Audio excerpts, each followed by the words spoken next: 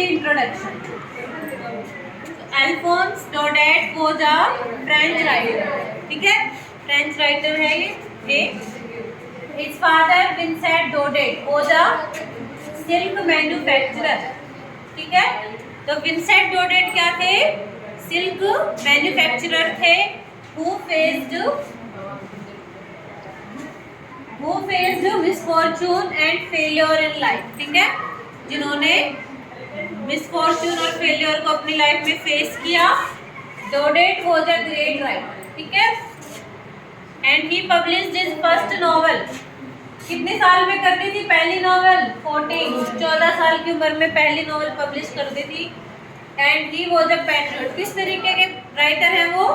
Patriot. किस तरीके के व्यक्ति थे वो? Patriot. He was pained at France defeat in the war against Persia. तो फ्रांस और पर्सिया का आपस में युद्ध हुआ था और उस टाइम फ्रांस की हार हो गई थी और उस वजह से उनको बहुत पीड़ा थी. इस वजह से फ्रांस की हार की वजह से. ठीक है, as a result of the defeat 2 district of France Alsace and Lorraine passed into Persia's hands. और इस डिफीट की वजह से अल्सेस और लॉरेन क्या है ये?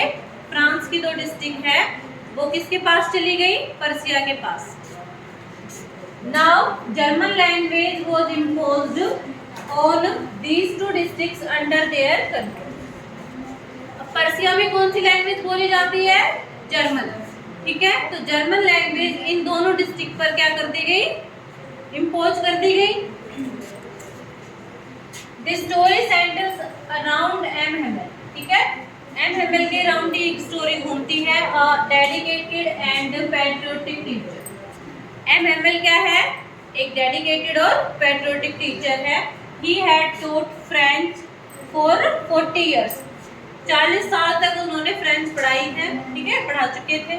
But now German language had been imposed on the people of that area. लेकिन पर्सिया की जीत के बाद जर्मन लैंग्वेज उस एरिया के लोगों पर इम्पोज कर दी गई, थोप दी गई.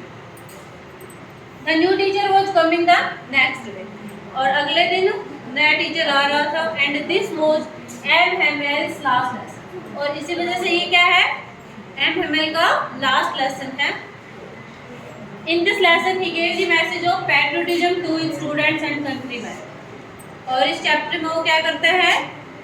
अपने स्टूडेंट्स को और कंट्रीमैन को किसका मैसेज देना चाहता है? पैट्रियोटिज्म, देशभक्ति का.